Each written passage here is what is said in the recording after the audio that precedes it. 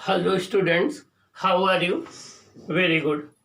आपको अपना daily target बनाना है और उस टारगेट को डेली अचीव करना है और आपको आगे बढ़ते जाना है। ये 11 क्लास आपका सबसे क्रूशियल क्लास है, क्योंकि यही वो क्लास है जिसमें आप प्रिपरेशन कर करके आप अपना टारगेट अचीव कर सकते हैं। चाहे वो इंजीनियरिंग हो, चाहे वो मेडिकल हो, चाहे जो एग्ज़ाम हो, आप 11 से ही सीरियस होकर के उसको क्वालिफाई कर सकते हैं। ओके। अभी प्रीवियस क्लास में हमने डिस्कस किया था motion in a vertical circle. अब मोशन इन वर्टिकल सर्कल का हमने डिफरेंट केसेस को लिया था। अब हम कुछ इंपॉर्टेंट कॉन्सेप्ट पर बेस्ड न्यूमेरिकल देखेंगे, उसके साथ फिर नेक्स्ट चैप्टर पर आएंगे जिसको आप वर्क पावर एंड एनर्जी बोलते हैं। आइए हम देखते हैं और इस पर बेस्ड क्वेश्चन क्या है। न्यूमेरिकल क्वेश्चन है, find the normal reaction in the following diagram. नीचे कुछ डायग्राम दिए गए हैं, इनमें हमें नॉर्मल रिएक्शन फाइंड आउट करना है। क्या नॉर्मल रिएक्शन फाइंड आउट करना है? चाहे नॉर्मल फोर्स कहिए चाहे नॉर्मल रिएक्शन कहिए, दोनों एक ही बात है। ये डायग्राम ए है, ये बी है, ये सी है, ये डी है। क्वेश्चन नंबर 1 ये है, इसमें 4 डायग्राम है, इन सब में हमें नॉर्मल रिएक्शन फाइंड आउट करना है।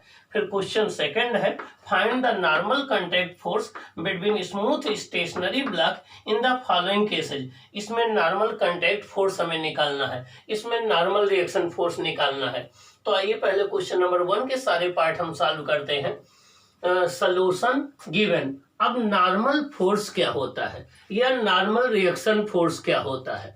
तो नॉर्मल फोर्स को समझने के पहले या नॉर्मल रिएक्शन फोर्स, दोनों एक ही नाम है। चाहे नॉर्मल रिएक्शन कहा जाए, चाहे नॉर्मल फोर्स कहा जाए, चाहे नॉर्मल रिएक्शन फोर्स कहा जाए, तीनों का एक ही मीनिंग है। जनरली हम इसे नॉर्मल रिएक्शन बोलते हैं, ठीक ना। तो नॉर्मल रिएक्शन क्या होता है, हम इसके विषय में पहले डिस्कस कर लें, तब इन प्रॉब्लम को सॉल्व करें। जब भी दो बॉडी एक दूसरे के कांटेक्ट में रखी जाती हैं, जब भी दो बॉडी एक दूसरे के कांटेक्ट में रखी जाती हैं, तो उनके एटम और मॉलिक्यूल के बीच में इंटरेक्शन होता है। जब भी दो बॉडी एक दूसरे के कांटेक्ट में रखी जाती हैं, तो उनके एटम और मॉलिक्यूल के बीच में इंटरेक्शन होता है। उस इंटरेक्शन के होने की वजह से उनके बीच में एक फोर्स डेवलप हो जाता है, एक फोर्स ऑफ अट्रैक्शन डेवलप हो जाता है। उस अट्रैक्शन फोर्स को हम कांटेक्ट फोर्स कहते हैं। जब भी दो बॉडी एक दूसरे के कांटेक्ट में आती हैं, तो दोनों के एटम्स और मॉलिक्यूल के बीच में इंटरेक्शन होने की वजह से दोनों बॉडी के बीच में एक फोर्स ऑफ अट्रैक्शन डेवलप हो जाता है, जिसे हम कांटेक्ट फोर्स कहते हैं। ये कांटेक्ट फोर्स दोनों बॉडी एक दूसरे पर अप्लाई करती हैं, मींस ये न्यूटन थर्ड लॉ को फॉलो करती हैं। पहली बॉडी अगर दूसरी बॉडी पर कांटेक्ट फोर्स अप्लाई करती है, तो दूसरी बॉडी पहली बॉडी पर भी कांटेक्ट फोर्स अप्लाई करती है। अब ये कांटेक्ट फोर्स दो सिचुएशन होता है। ये कांटेक्ट फोर्स दोनों बॉडी के कांटेक्ट सरफेस के नॉर्मल हो या कुछ एंगल बनाए, नॉर्मल हो या कुछ एंगल बनाए। तो अगर ये कुछ एंगल बना रहा है, तो इसके दो कंपोनेंट हो जाते हैं, एक कांटेक्ट सरफेस के पैरेलल, एक कांटेक्ट सरफेस के परपेंडिकुलर। तो जो कांटेक्ट सरफेस के परपेंडिकुलर कंपोनेंट होता है, उसी को हम नॉर्मल रिएक्शन कहते हैं। तो डिफिनेशन ये हो गई, the component of the contact force perpendicular to the surface of contact is called normal reaction.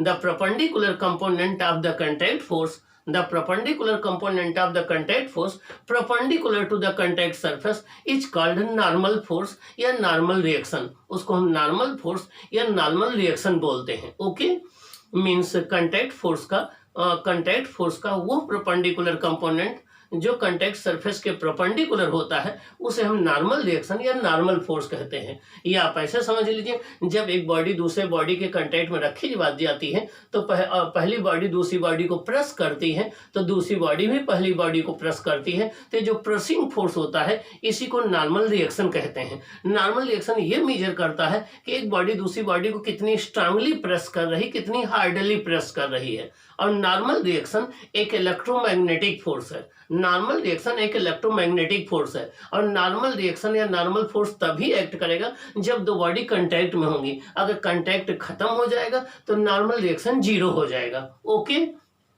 तो आइए देखें it is component of contact force, ये कंटैक्ट फोर्स का एक कंपोनेंट है परपेंडिकुलर टू द सरफेस, जो कि सरफेस के परपेंडिकुलर होता है। It is component of contact force perpendicular to the surface, ये कंटैक्ट फोर्स का एक कंपोनेंट होता है जो कंटैक्ट सरफेस के परपेंडिकुलर होता है। It measures how strongly the surfaces in contacts are pressed against each other. Normal reaction ये मेजर करता है कि जो दो सरफेस कंटैक्ट में है वो कितनी स्ट्रांगली एक दूसरे को प्रेस कर रहे हैं, ये नॉर्मल रिएक्शन मेजर करता है। It is an electromagnetic force, इसको हम इलेक्ट्रोमैग्नेटिक फोर्स बोलते हैं। जैसे हम जमीन पर खड़े हुए हैं तो हम ग्राउंड को प्रेस कर रहे हैं, तो ग्राउंड हमें प्रेस कर रही है, तो हम ग्राउंड पर एक नॉर्मल रिएक्शन अप्लाई कर रहे हैं, ग्राउंड हम पर अप्लाई कर रही है। तो normal reaction Newton's third law को फॉलो करता है। अगर पहली बॉडी दूसरी बॉडी पर नॉर्मल रिएक्शन अप्लाई करती है तो दूसरी बॉडी पहली बॉडी पर भी नॉर्मल रिएक्शन अप्लाई करती है। तो ये तो रहा, और नॉर्मल रिएक्शन एक इलेक्ट्रोमैग्नेटिक फोर्स है। अब हम आइए न्यूमेरिकल सॉल्व करते हैं। ये तो रहा नॉर्मल रिएक्शन फोर्स किसे कहते हैं, या नॉर्मल रिएक्शन किसे कहते हैं, या नॉर्मल फोर्स किसे कहते हैं। तो चाहे आपसे नॉर्मल फोर्स कहा जाए चाहे नॉर्मल रिएक्शन कहा जाए, एक ही बात है। आइए अब हम क्वेश्चन सॉल्व करते हैं। पहला ये डायग्राम दिया गया है, ये कोई एक यम मास का ब्लॉक है, ये एक हॉरिजॉन्टल सरफेस पर रखा हुआ है, हमें नॉर्मल रिएक्शन निकालना है। तो सबसे पहले ये डिसाइड करना है कि किस पर फाइंड आउट करना है। तो यहाँ पर हमें ब्लॉक पर फाइंड आउट करना है। यहाँ पर अब हम देखें कि दो बॉडी यहाँ पर कांटेक्ट में है, एक ये सरफेस कांटेक्ट में है, एक ये ब्लॉक है। आइए हम दोनों पर लगने वाले फोर्सेस को देखते हैं। ब्लॉक पर एक इसका वेट एक्ट करेगा जो mg होगा, वर्टिकल डाउनवर्ड होगा। ब्लॉक पर एक इसका वेट एक्ट करेगा जो mg होगा, जो वर्टिकल डाउनवर्ड होगा। और ये अपने वेट की वजह से इस सरफेस को प्रेस करेगा।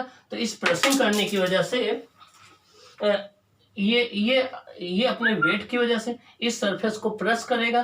तो इन दोनों के बीच में एक नॉर्मल रिएक्शन फोर्स लगेगा। ये ग्राउंड इस पर एक नॉर्मल रिएक्शन अप्लाई करेगा। ये n है, ये ब्लॉक पर है, वर्टिकली अपवर्ड है। न्यूटन थर्ड लॉ से ये ब्लॉक भी इस सरफेस पर एक नॉर्मल रिएक्शन फोर्स अप्लाई करेगा, नॉर्मल रिएक्शन अप्लाई करेगा। लेकिन हम इस सरफेस की स्टडी कर नहीं रहे, हम केवल ब्लॉक की स्टडी कर रहे हैं। हमें ब्लॉक पर नॉर्मल रिएक्शन फाइंड आउट करना है। तो देखिए mg जो है वो, अब जब भी किसी बॉडी का फ्री डायग्राम हम ड्रा करते हैं तो सारे फोर्सेस को पुलिंग फोर्स की तरह दिखाते हैं, हम पुशिंग फोर्स की तरह नहीं दिखाते हैं। तो यहाँ पर अब इसका हम फ्री बॉडी डायग्राम बनाएंगे। तो फ्री बॉडी डायग्राम में बॉडी को नहीं ड्रा किया जाता है, केवल उसको एक पॉइंट मास मान लेते हैं और उस पर लगने वाले फोर्सेज को शो कर देते हैं। फोर्सेज को हमेशा पुलिंग फोर्स दिखाया जाता है। तो नॉर्मल रिएक्शन फोर्स ये हो गया और mg ये हो गया।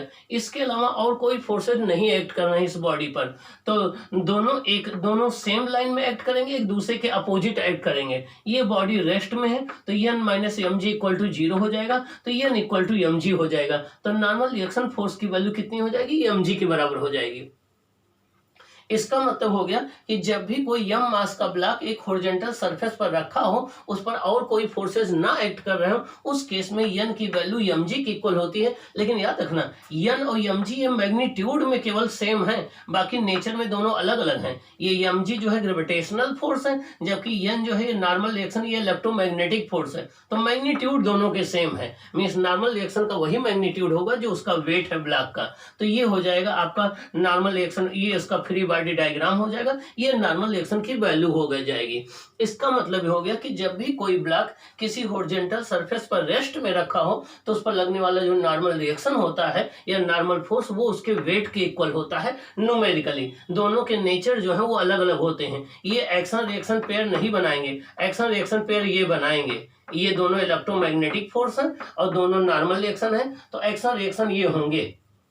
अब आइए, ये रहा ए पार्ट। आइए बी पार्ट देखते हैं। अब बी पार्ट में अलग से एक फोर्स 20 न्यूटन का एक्ट कर रहा है। ये 10 kg का कोई एक ब्लॉक है, 10 kg का कोई एक ब्लॉक है, एक सरफेस पर रखा हुआ, इस पर 20 न्यूटन का फोर्स एक्ट कर रहा है। तो आइए हम इस पर देखते हैं कौन कौन से फोर्स लग रहे हैं। एक ये 20 न्यूटन का फोर्स लग रहा है, एक इसका mg weight vertical downward add करेगा, एक इस सरफेस को लगा, इस पर नॉर्मल रिएक्शन फोर्स अपवर्ड लगेगा, और इस सरफेस पर, इस ग्राउंड पर जो है नॉर्मल रिएक्शन फोर्स डाउनवर्ड लगेगा। हमें ब्लॉक पर फोर्सेस देखने हैं, तो आइए इसका यह BD बनाते हैं। तो इसमें नॉर्मल रिएक्शन फोर्स देखिए अपवर्ड लगेगा, F और mg ये दोनों फोर्सेस डाउनवर्ड लगेंगे। तो वर्टिकल डायरेक्शन में कोई मोशन हो नहीं रही, तो n जो है F और mg को बैलेंस करेगा। तो n इक्वल टू हो जाएगा F प्लस mg। F की वैल्यू कितना है 20 न्यूटन, F की वैल्यू कितना है 20 न्यूटन, और एम कितना है 10 kg, और जी की वैल्यू कितनी है 10, 10 या 100 120 न्यूटन आ जाएगा। इस केस में नॉर्मल रिएक्शन फोर्स 120 न्यूटन आ जाएगा। आइए देखें, अगर इसका वेट देखेंगे तो वेट इसका mg होगा 10 या 100 न्यूटन होगा, लेकिन इस फोर्स के लगने की वजह से इसका नॉर्मल रिएक्शन इंक्रीज हो गया। तो अब नॉर्मल रिएक्शन फोर्स इसके वेट के इक्वल नहीं है, इसका वेट तो है 100 न्यूटन, लेकिन नॉर्मल रिएक्शन फोर्स 120 न्यूटन हो गया।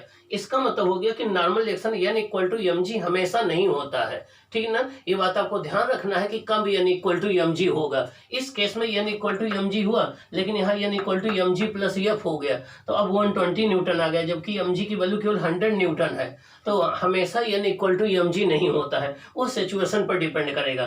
तो ये आपका सेकंड केस का डायग्राम हुआ। इसका mg वेट है, ये वर्टिकल डाउनवर्ड एक्ट करेगा, ये सरफेस पर normal reaction force upward apply करेगा, ये फोर्स डाउनवर्ड है, ये दोनों फोर्स डाउनवर्ड है जिसको हमने ये शो किया है, ये फोर्स अपवर्ड है जो हमने ये शो किया है। अब नेट फोर्स इस पर 0 होना चाहिए, तो n minus F plus mg equal to 0, तो n equal to F plus mg हो जाएगा, तो 120 न्यूटन आ जाएगा। ओके, आइए अब हम सी पार्ट देखते हैं। सी पार्ट में देखें, ये एंगल 37 डिग्री है, एक ब्लॉक 10 kg का इस पर रखा हुआ है, हमें नॉर्मल रिएक्शन फोर्स निकालना है। आइए देखते हैं, ये आपका ये ब्लॉक रखा हुआ है, ये आपका सरफेस है, इसका mg वर्टिकल डाउनवर्ड लगेगा, इसका mg वर्टिकल डाउनवर्ड लगेगा, और नॉर्मल रिएक्शन फोर्स ये लगेगा, इस पर ये दो फोर्सेस लगेंगे, एक mg वर्टिकल डाउनवर्ड, एक नॉर्मल रिएक्शन फोर्स। और नॉर्मल रिएक्शन हमेशा जो कांटेक्ट सरफेस होता है उसके 90 डिग्री पर लगता है। तो यहाँ पर कांटेक्ट सरफेस ये हाइपोटेन्यूज है, ये हाइपोटेन्यूज है, तो इस हाइपोटेन्यूज के 90 डिग्री पर नॉर्मल रिएक्शन लगेगा, ये एंगल 90 डिग्री होगा, ये एंगल 90 डिग्री, तो नॉर्मल रिएक्शन ये हो जाएगा।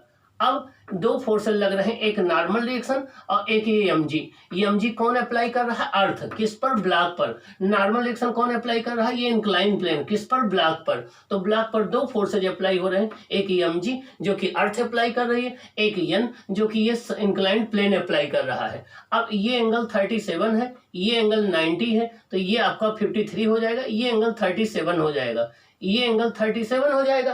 अब mg को हम रिजॉल्व कर दें तो जिधर से इधर आ जाएगा mg cos 37, इधर आ जाएगा mg sin 37, ये दोनों एक दूसरे के परपेंडिकुलर है। अब हम फोर्सेज को देखें तो mg sin 37 की वजह से ब्लॉक नीचे की ओर आएगा, और n जो है mg cos 37 को बैलेंस करेगा, तो नॉर्मल रिएक्शन फोर्स की वैल्यू mg cos 37 की इक्वल होगी। अब cos 37 निकालने के लिए ये ट्रायंगल याद रखेंगे, ये ABC को एक ट्रायंगल है जिसका हाइपोटेन्यूज 5 है, परपेंडिकुलर 3 है, बेस 4 है। तो अब यहाँ पर यहाँ से ये हो जाएगा n equal to mg cos 37, n equal to m कितना है 10 kg, और g कितना है, m आपका दिया गया है 10 kg, g की वैल्यू हमने 10 ले लिया। cos 37 यहाँ हो जाएगा बेस अपॉन हाइपोटेन्यूज, cos 37 की वैल्यू हो जाएगी बेस अपॉन हाइपोटेन्यूज, बेस कितना है 4, हाइपोटेन्यूज कितना है 5, तो 4 अपॉन 5 तो कितना आ जाएगा 80 न्यूटन आ जाएगा, क्या आ जाएगा 80 न्यूटन आ जाएगा। तो अब यहाँ पर देखें, यहाँ पर n mg cos थीटा के इक्वल है, अभी यहाँ पर आपने देखा था n mg के इक्वल था, यहाँ पर n f प्लस mg के इक्वल था, यहाँ n mg cos थीटा के इक्वल है। तो मीन्स हमेशा जरूरी नहीं कि ये mg के बराबर होता है, वो सिचुएशन पर डिपेंड करेगा। तो ये नॉर्मल रिएक्शन फोर्स आ जाएगा, ये आपका हो जाएगा सी पार्ट। अब आइए डी पार्ट की हम बात करते हैं। डी पार्ट पर देखें, ये F equal to 20√2 newton act कर रहा है, कितने एंगल पर 45 डिग्री पर। तो अब इस ब्लॉक पर हम देखें कौन कौन से फोर्स एक्ट करेंगे, एक इसका mg डाउनवर्ड एक्ट करेगा, एक जो है normal reaction force upward add करेगा, एक ये F जो है ऐड कर रहा है 45 डिग्री पर। अगर इसको हम रिजॉल्व कर ले तो इधर आ जाएगा F cos 45, इधर आ जाएगा F sin 45। अब F की वैल्यू आप देखिए कितनी है, F की वैल्यू यहाँ पर है 20√2 और cos 45 आ जाएगा 1/√2, तो ये आपका आ जाएगा 20 न्यूटन। और इधर भी आप देखेंगे तो इधर भी आ जाएगा 20 न्यूटन। तो 20 न्यूटन का फोर्स ये एक्ट कर रहा है, 20 न्यूटन का फोर्स ये एक्ट कर रहा है। अब आइए फोर्सेज को बैलेंस करते हैं। इस 20 न्यूटन की वजह से तो ब्लॉक चलना चाहेगा, और ये F प्लस n किसको बैलेंस करेंगे, mg को। तो n प्लस एफ ये दोनों सेम डायरेक्शन में है और mg अपोजिट में है, तो n plus F equal to mg, तो n equal to mg minus F हो जाएगा। तो ये आपका आ जाएगा 20 इंटू 10 माइनस एफ की वैल्यू कितनी है, देखिए 20, तो ये आ जाएगा 180 न्यूटन। कितना आ जाएगा, 180 न्यूटन। अब यहाँ इंपॉर्टेंट बात देखिए, यहाँ mg की वैल्यू अगर आप करेंगे तो वो 200 न्यूटन है, लेकिन नॉर्मल एक्शन फोर्स 180 न्यूटन है, तो नॉर्मल एक्शन फोर्स डिक्रीज हो गया, ये mg से कम हो गया। क्या हो गया, mg से कम हो गया। रीजन क्या है कि ये जो अपवर्ड फोर्स आपका ये लग रहा है, ये नॉर्मल एक्शन फोर्स को डिक्रीज कर देगा, ये नॉर्मल एक्शन फोर्स को डिक्रीज कर देगा। देखिए n equal to mg minus F के, अगर ये एफ फोर्स ना होता तो n इक्वल टू mg के होता, तो इस वजह से mg माइनस एफ हो गया, तो अब ये 180 न्यूटन आ जाएगा। क्या आ जाएगा, 180 न्यूटन आ जाएगा। तो जहां कहीं भी एक बार मैं फिर आपको बता दूं, जब दो बॉडी एक दूसरे के कांटेक्ट में आती हैं तो दोनों के एटम्स के बीच में, मॉलिक्यूल के बीच में इंटरेक्शन होता है। उस इंटरेक्शन की वजह से एक अट्रैक्शन फोर्स डेवलप होता है दोनों बॉडी में, जिसको हम बोलते हैं कांटेक्ट फोर्स। अगर दोनों बॉडी का सरफेस स्मूथ है तो कांटेक्ट फोर्स दोनों बॉडी के सरफेस के परपेंडिकुलर होता है, जिसको हम नॉर्मल रिएक्शन बोलते हैं। लेकिन अगर वो रफ सरफेस है तो कांटेक्ट फोर्स कुछ एंगल बनाता है वर्टिकल से, तो उसके दो कंपोनेंट हो जाते हैं, एक वर्टिकल कंपोनेंट, एक हॉरिजॉन्टल कंपोनेंट। हॉरिजॉन्टल कंपोनेंट आपका फ्रिक्शन फोर्स का रोल प्ले करता है, वर्टिकल कंपोनेंट जो है नॉर्मल रिएक्शन फोर्स का, नॉर्मल रिएक्शन का रोल प्ले करता है। तो नॉर्मल फोर्स को डिफाइन कैसे करेंगे, ये कांटेक्ट फोर्स का एक कंपोनेंट होता है जो कांटेक्ट सरफेस के परपेंडिकुलर होता है। ये मेजर करता है कि दोनों सरफेस एक दूसरे को कितना प्रेस कर रहे हैं जब वो एक दूसरे के कांटेक्ट में है। और ये एक इलेक्ट्रोमैग्नेटिक फोर्स होता है। क्या, इलेक्ट्रोमैग्नेटिक फोर्स होता है। और जितने कांटेक्ट सरफेस होते हैं उतने नॉर्मल रिएक्शन फोर्स होते हैं। जब दो बॉडी कांटेक्ट छोड़ देती हैं तो उस केस में नॉर्मल रिएक्शन जीरो हो जाता है। क्या, नॉर्मल रिएक्शन जीरो हो जाता है। तो ये पहला क्वेश्चन जो था वो नॉर्मल रिएक्शन पर बेस्ड था कि आपको नॉर्मल रिएक्शन फाइंड आउट करना था। अब आइए हम क्वेश्चन नंबर 2 का डिस्कशन करेंगे कि क्वेश्चन नंबर 2 को आप कैसे सॉल्व करेंगे।